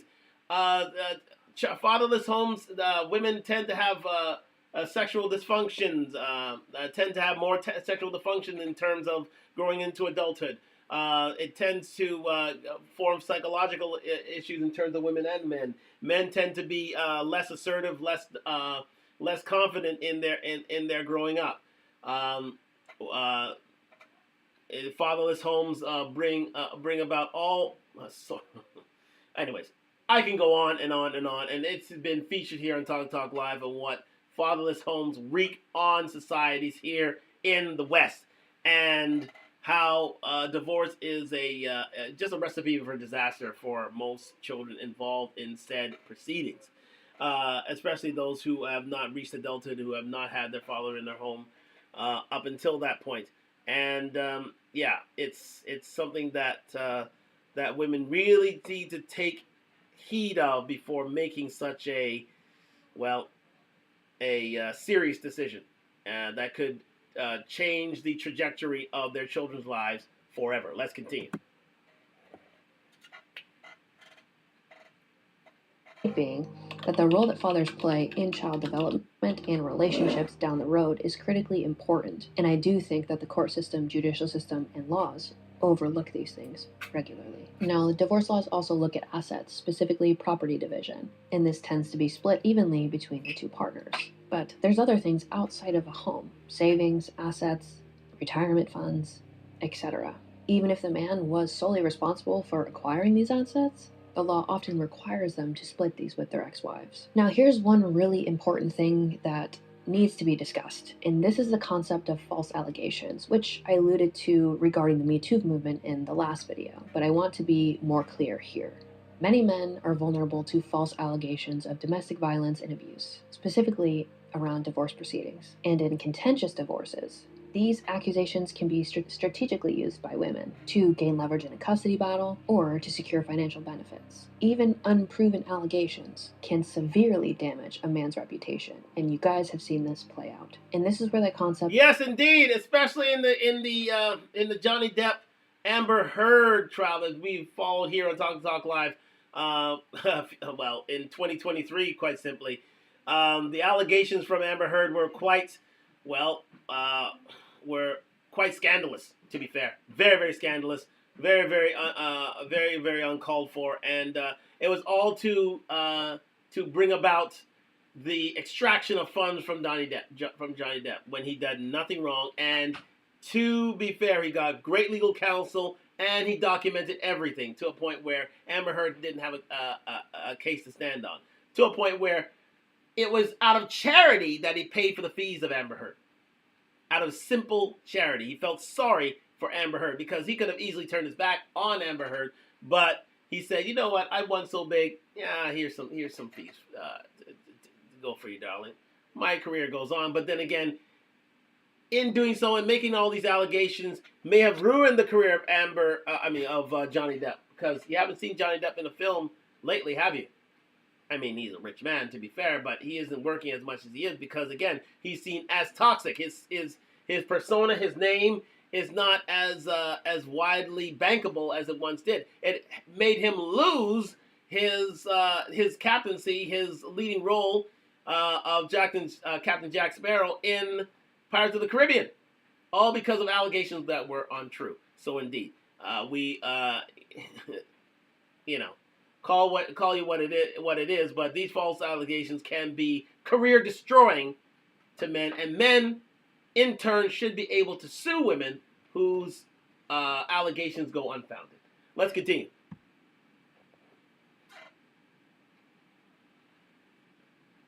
Of innocent until proven guilty is a really great idea, but doesn't always play out in reality.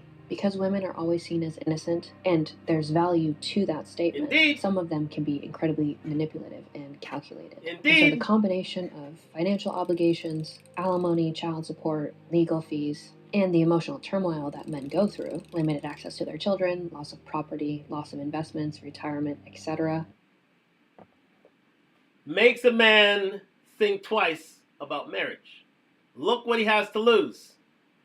You see it right there on Talk Talk Live, even though it's faded, but I'll say it again. Financial obligations, alimony, child support, emotional turmoil, limited child visits, loss of property, loss of investments, and retirement. Indeed, it involves the end of a man and his financial fortune, period, through divorce. Unless he's a high-value man and he can go on in life. Lord knows my father, luckily, was able to do so. Well, he's the one who started the divorce proceedings in the first place. But that's the difference. In most cases, a woman's whim can lead to all these different perils. So that's why we ask women, why? Why indeed do you engage in such folly for your own financial gain? Because remember, you'll never see a feminist protest outside of a family courthouse. It's counterproductive. I've already said it here before. Especially with all these different things that women can gain from in terms of a divorce. But you know who's left to pay the price? The man and his children. But such is the selfish ways of the modern woman. Let's continue.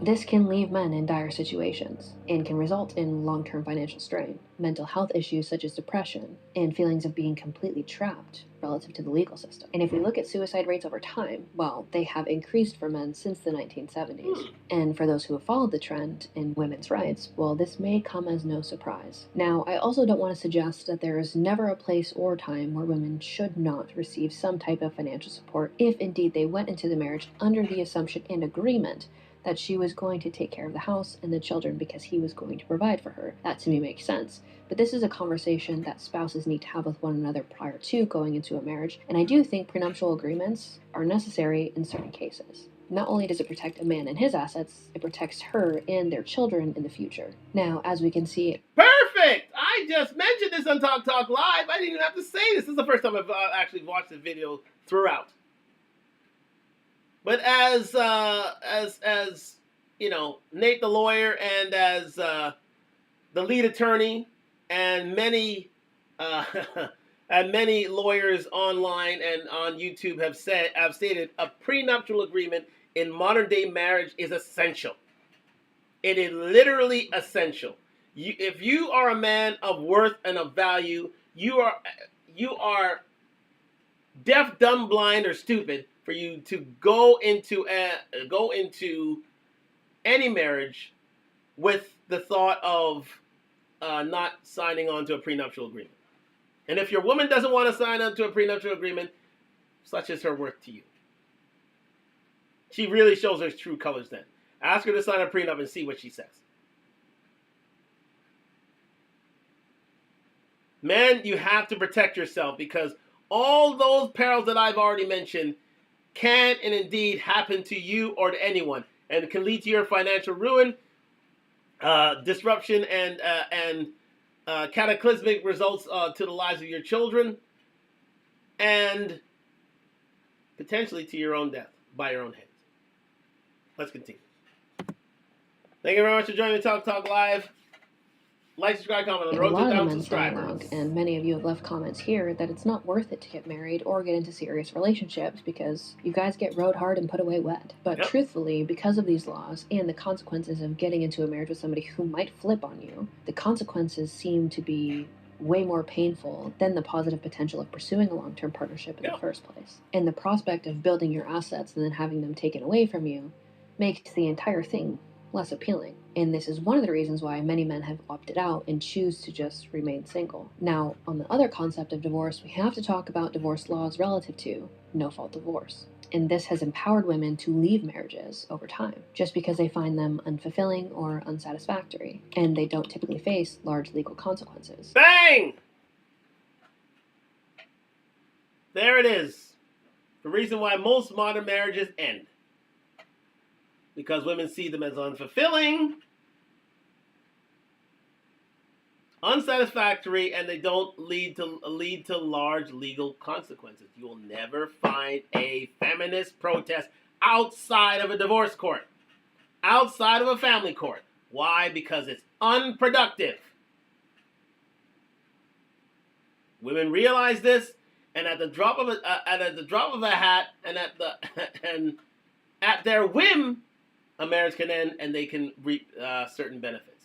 It is the greatest exchange of wealth in the Western world today. Divorce.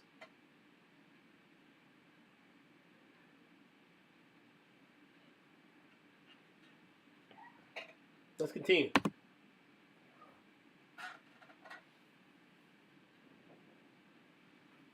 And while this gives women greater autonomy, and in some cases positively impacted women's ability to leave very toxic or DV type situations, it's also made it a lot easier and much more common. As I alluded to earlier, with women initiating over 70% of divorces. And overall, as a personal frustration in all of this, there's an overall decline in traditional marriage values. This shift away from tradition in marriage and the value and the meaning underneath it has been initiated with this ease of divorce and the idea that it's just like a dating game, like you just break up and then you do that and have this beautiful financial safety net post-divorce set up for you.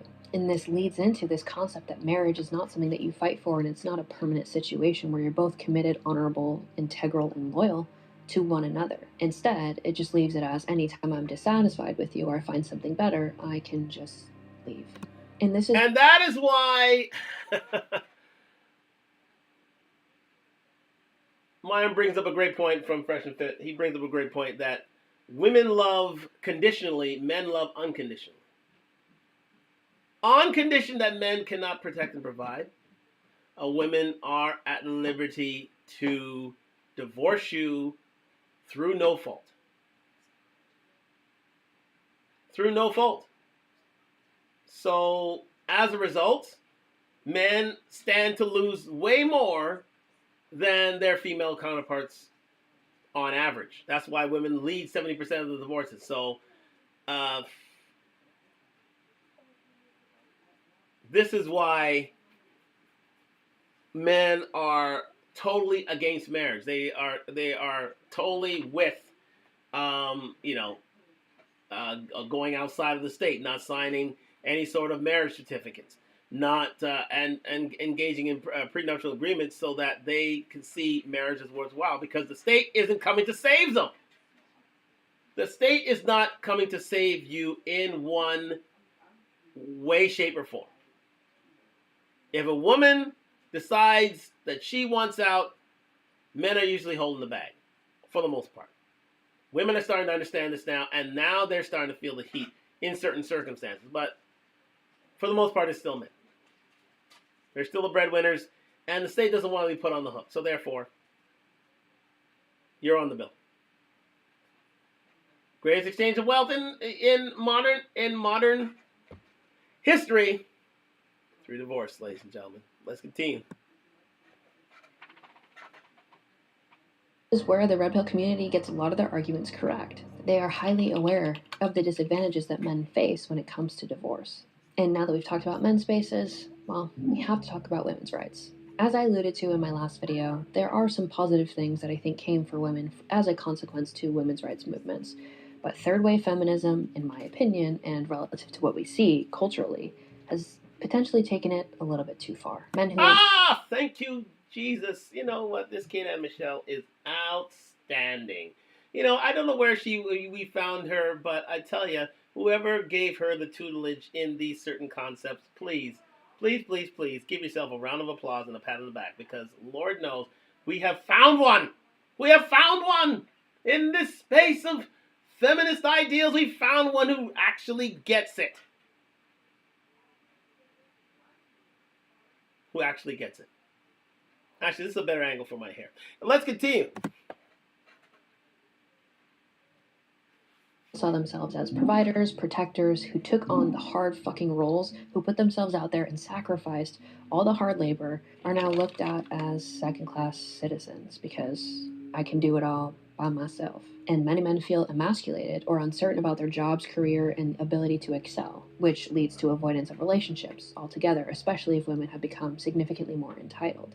And because of hypergamy, the idea that women date up and across, the more educated that women get, well, the harder it is for them, in turn, to find a partner who is above them, especially if they're in jobs where they have a lot of financial resources, and a man wants to come in and provide for her, but they make equal pay, well, it can lead to her emasculating him for all of his efforts and his achievements. And research even suggests that as this has continued to climb culturally, women are delaying marriage and children in order to focus on their careers. And this leads them to find a partner later on in life, whereas men, specifically in some of these movements, will say that a woman over 30 is, well, spoiled goods. Now, not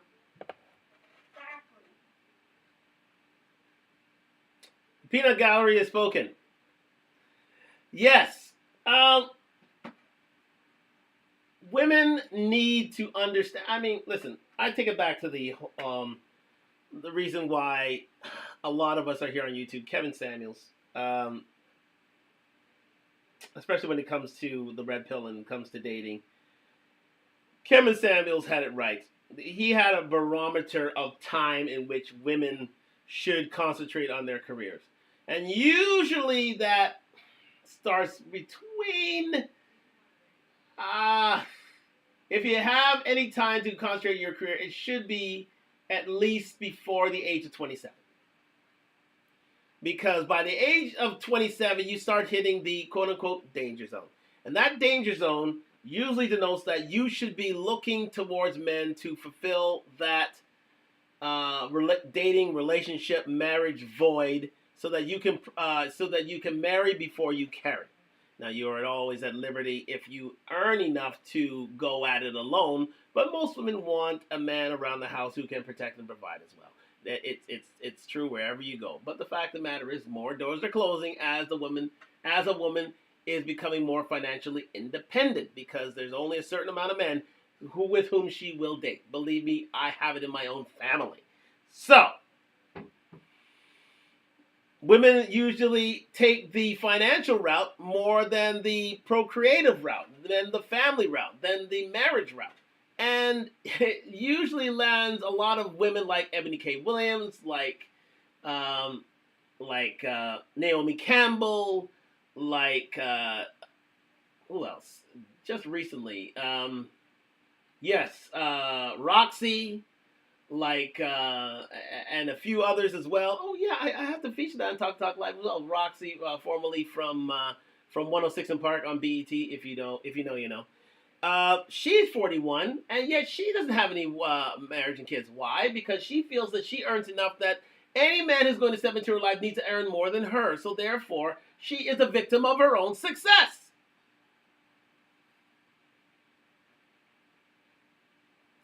And as my mother always says, you pick until you pick shit. And so, for a lot of women out there, they have to rise among the shit that they created. When they didn't have to.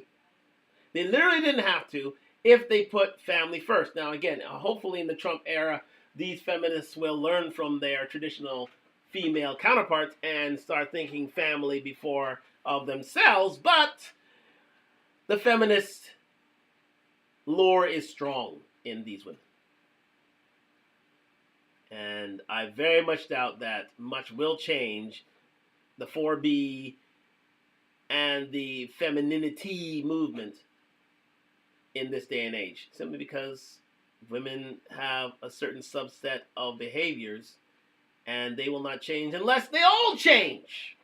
Because remember, women exist on groupthink. Let's continue.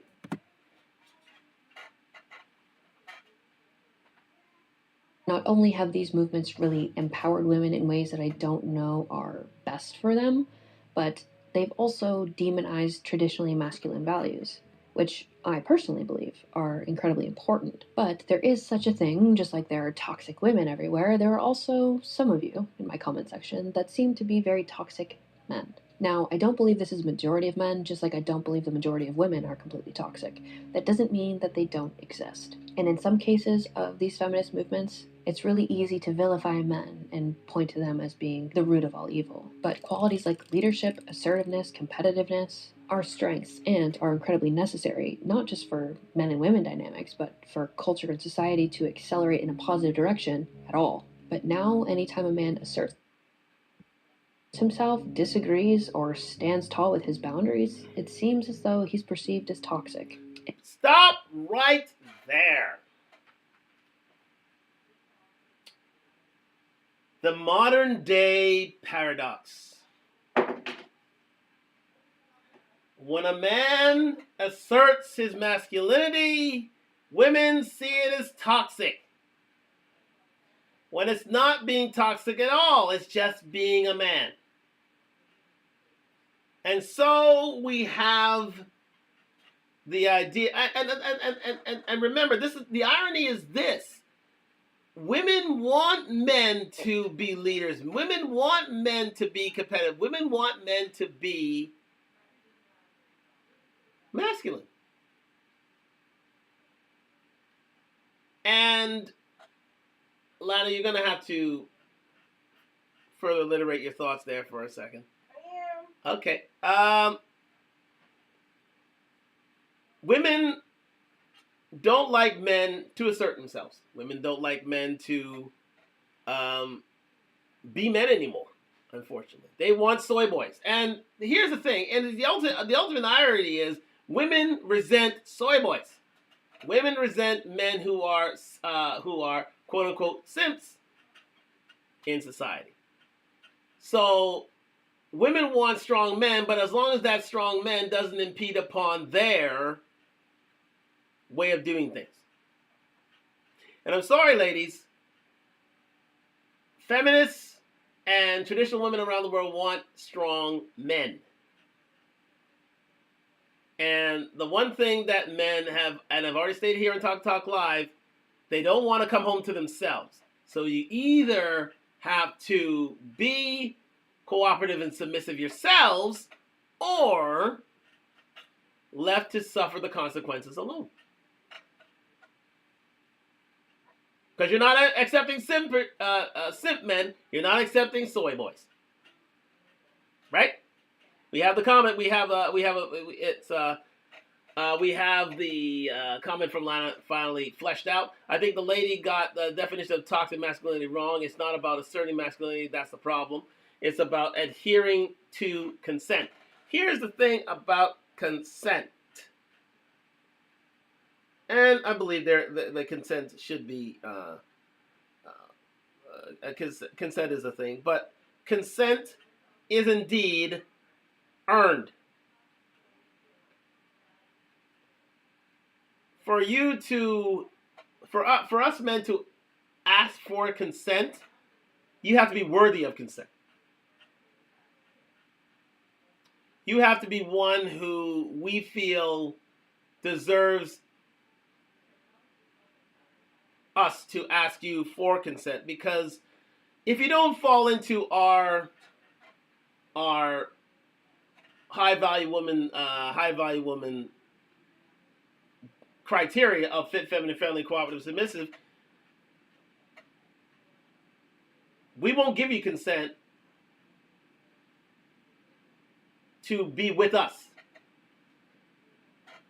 I'm not saying that there's any R word or SA word or anything as such. Of course, consent on those sexual, in the sexual marketplace has to be had. Yes, indeed. But in terms of consent with regards to relationships, ladies, you gotta understand that unless you adhere to certain behaviors, we're not gonna give you the consent to be with us. And that consent is earned. Believe me, it's earned. We have a few things here saying that about being overly tough, pushy, about being overly tough, pushing body limits while hurting, not evoking emotions. The law would say otherwise. Everyone deserves consent, period. Yes, indeed, as I've already stated, The law does indeed say that in a sexual context, consent is the end all and be all. Yes, it goes without saying.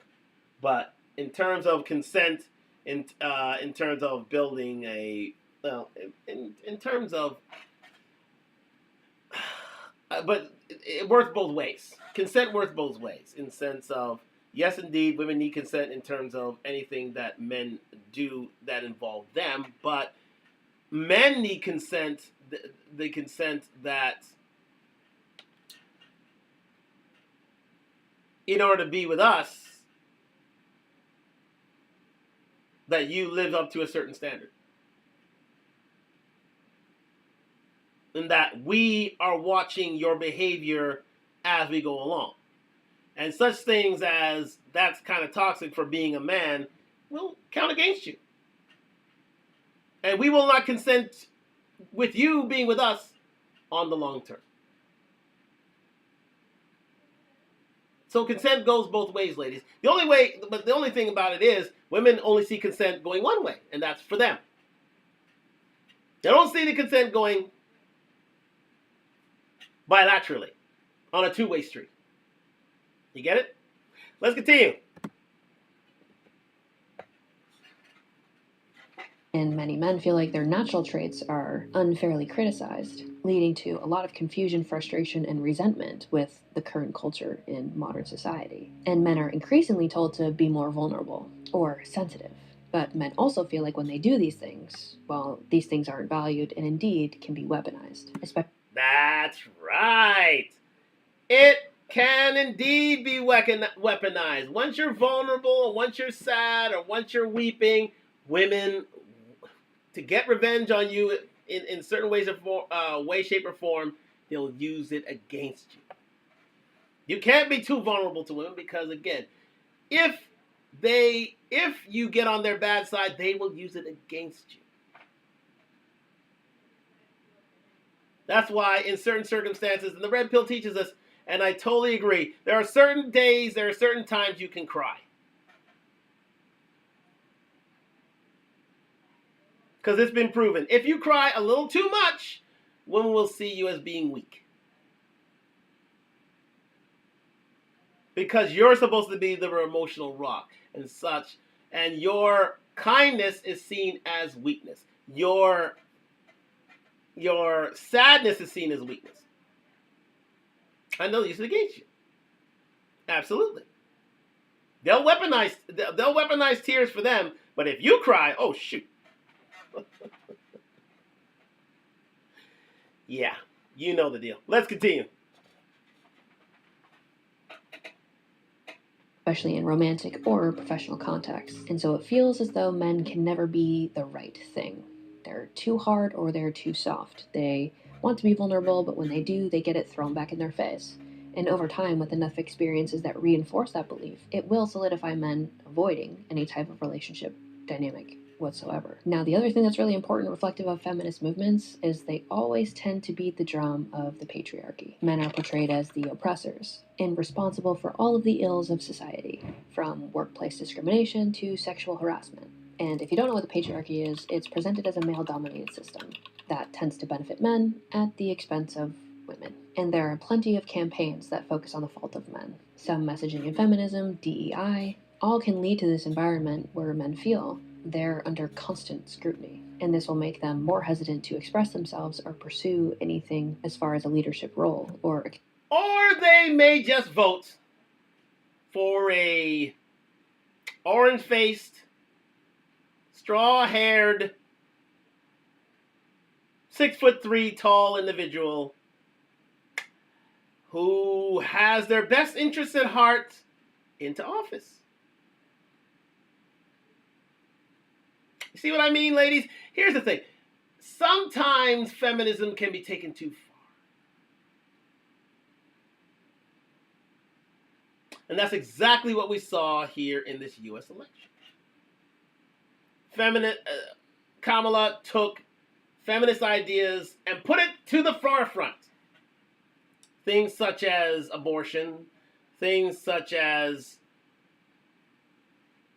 LGBTQ rights, Put them all out there. And she was pushing for DEI programs left, right, and center until Donald turned around and said to his brethren, you know what? We're going to stop all that. We're going to discontinue those things. And you know what? Men heard, listened, and voted.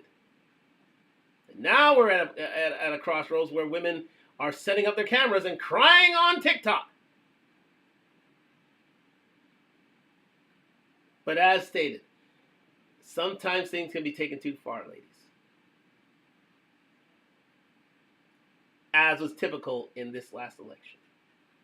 And men will vote with their feelings, as you did. They felt that they're being treated as second-class citizens. We're gonna vote for a guy who's gonna put us first, who didn't forget about us. Kamala forgot about men. She totally forgot about them. And then did things accordingly. They voted for that guy. He may be a felon, but he's for us. Sorry. This jacket matches his skin tone on most days. Let's continue.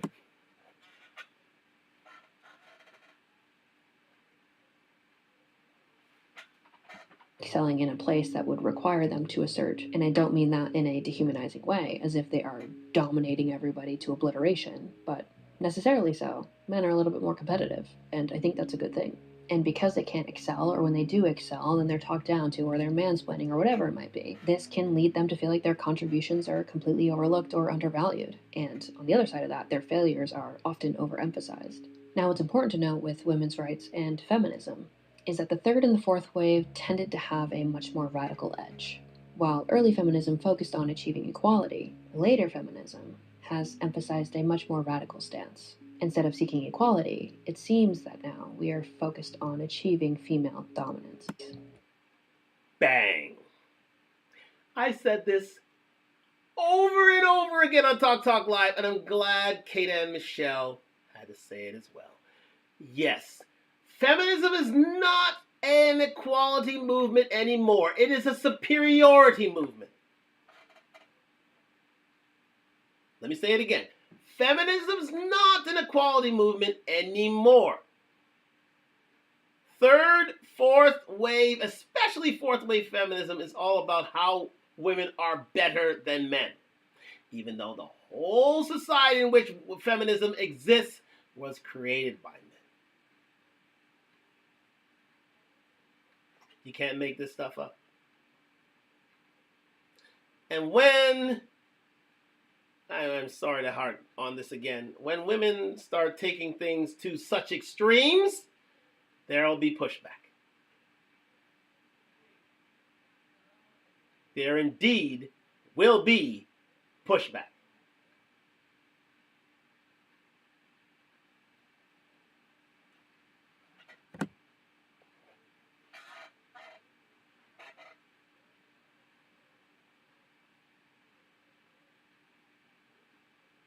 And somewhat revenge for historical injustices. And this continues to foster adversarial relationships, where men are viewed as enemies rather than allies. Movements specifically that focus on smashing the patriarchy can inadvertently alienate men, and will continue to foster a hostile climate where any type of cooperation between the genders feels almost impossible. And the push for women's rights and empowerment has, in some cases, created a culture where certain types of women feel almost entitled to special treatment, or they use victimhood as a form of power. And this is particularly evident in social media and public discourse, where women will utilize feminist rhetoric to avoid any type of personal accountability or demand preferential treatment, which many of you thought that I was going for in my last video, but here we are. For example, some women may interpret disagreement or criticism as misogyny or sexism, which will cause them to weaponize their gender to shut down any type of or toxic masculinity. Remember that? Remember that? Here it is. Here we go again. opposing viewpoints. Additionally, the focus on empowerment has led to some double standards in behavior. Certain women feel entitled to engage in certain types of behaviors that they would criticize men for engaging with themselves, i.e., aggression or manipulation. But they do these things under the guise of empowerment. And this can lead to toxic dynamics where women view themselves as inherently virtuous or above reproach, while men are continually criticized. And in romantic relationships, And do remember, this is very much akin to another group. Oh yeah, the Alphabet Gang. They can't be made fun of. They can't be told what to do. They think they're above reproach. Remember they tried to cancel Dave Chappelle? Remember that? Oh yeah. They think that they are above any sort of criticism or the law itself. And the law was literally made for them, but there's a whole racial thing behind that. I won't go into it, but you know what I'm talking about. Yes. The women's movement and the LGBTQ rights movement pretty much are in lockstep with each other. LGBTQ thinking that they're superior to any sort of criticism, and so do women. They think that they're superior to men. It's a sort of a sisterhood, as it were. Let's continue.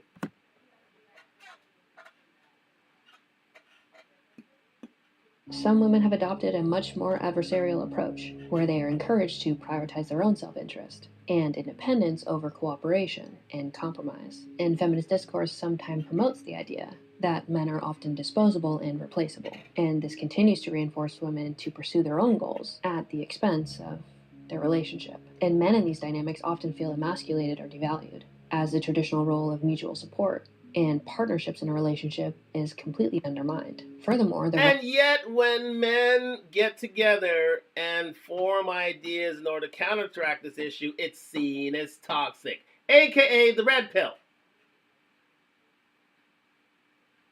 which is basically a self-help men's group.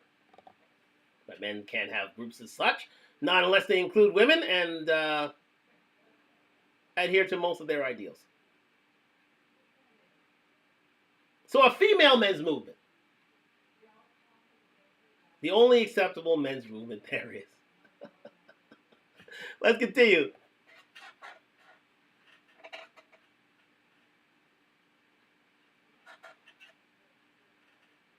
Rise of toxic femininity, where some women use manipulation, shame. And, wait, just before I go on there, believe me, with a Kamala Harris administration, believe me, that would have went full throttle. A lot of these men's ideas and groups. Remember diverting hate? That was the beginning. And believe me, if Kamala got into office, whoa, look out! A lot of these men's rights platforms, such as Fresh and Fit, such as Andrew Tate, such as Mediocre Tutorial Reviews, et al. Oh, believe me, they were up for the chopping block. They would have to find other areas of the internet to ply their ideas. But luckily, even I gotta say, luckily, Donald stepped in. Let's continue.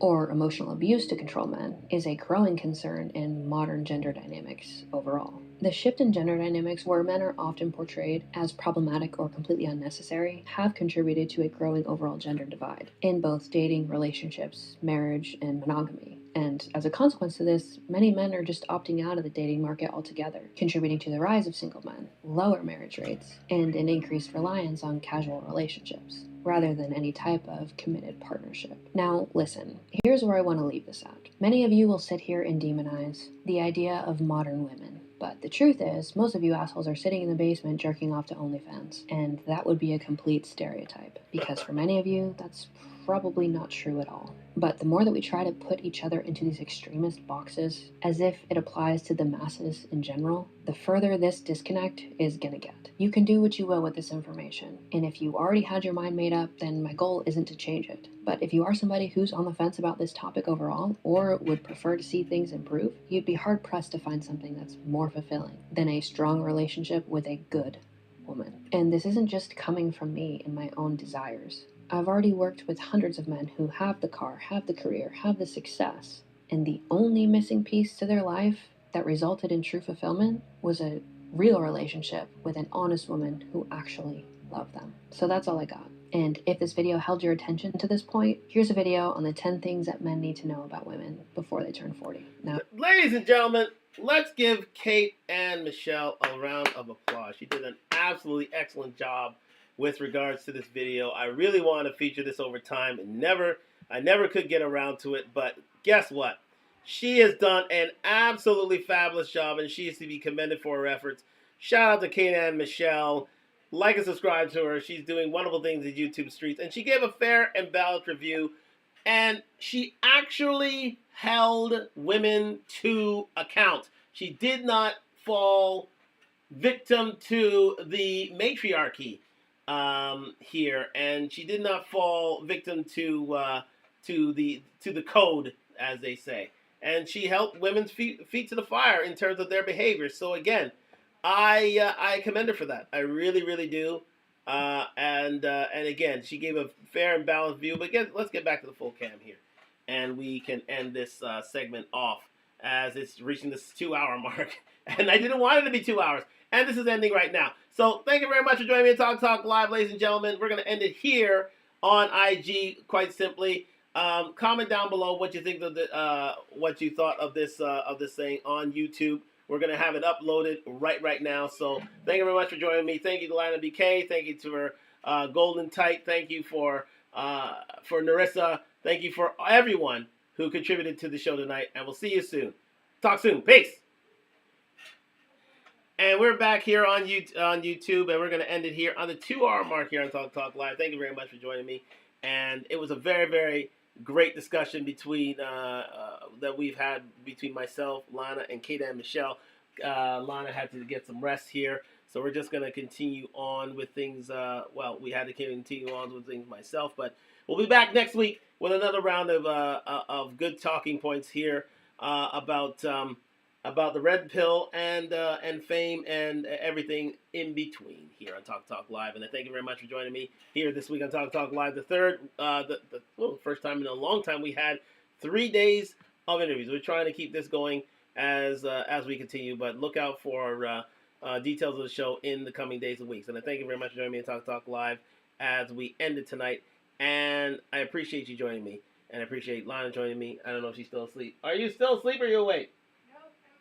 She's awake, so she's waiting to give her point of view on this show. So I wait with bated breath. Anyways, ladies and gentlemen, so I thank you very much for joining me. I'm gonna get a haircut tomorrow. Yes, indeed. I hope these Swifties had a good time tonight, because Lord knows I don't want to be anywhere near them this weekend.